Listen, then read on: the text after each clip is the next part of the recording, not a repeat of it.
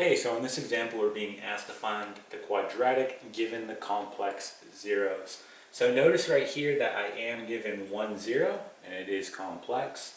Now, it's important to understand, since you're dealing with complex zeros here, or a complex number for that matter, you have to understand where this I comes from.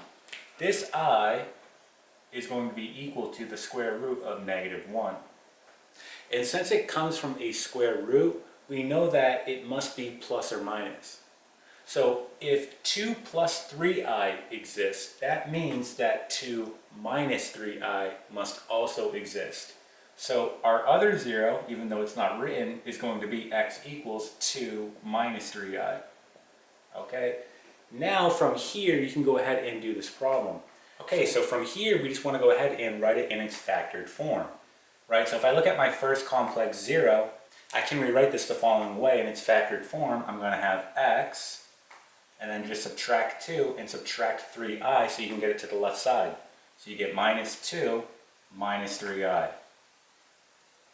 Okay, let's do the same thing with this complex 0. I'm going to minus 2 and add 3i to get it to the left side. So minus 2 and then plus 3i. And again, this is all going to be equal to 0, right? So we're just going in reverse. So in order to find the quadratic, I now just need to multiply this all out. So I'm going to multiply out all my terms. So let's start with my first term here. I'm going to do x times x, that's x squared. Then I'm going to do x times a -2, negative 2x.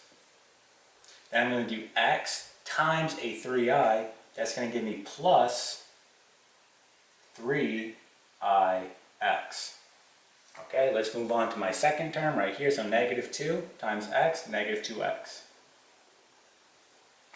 -2 times a -2, that's positive 4. -2 times a 3i, that gives me negative 6i. So negative 6i. Okay, let's continue on to our last term right here.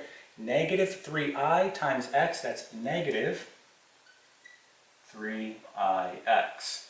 Okay, negative 3i times a -2, that's positive 6i.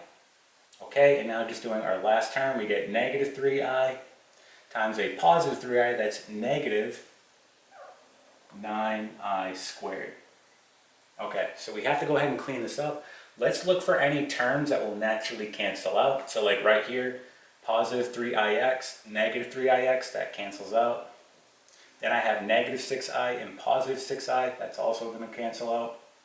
And then from here we can go ahead and combine a like term. So let's start with x squared. Can't combine that with anything, so I'm just going to write x squared. Okay, I'm also going to cancel it out so I know I'm done. And then moving on, I have a negative 2x and a negative 2x, that makes negative 4x. Okay. So this is gone.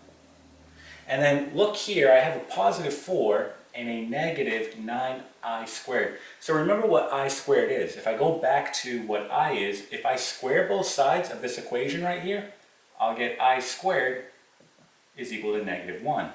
So wherever I see an I squared, I can replace it with a -1. So essentially this says -1 times a -9, which is really positive 9. So 9 plus 4 is 13. And this is it. So this is going to be your quadratic with the following complex zeros. All right, and that is it.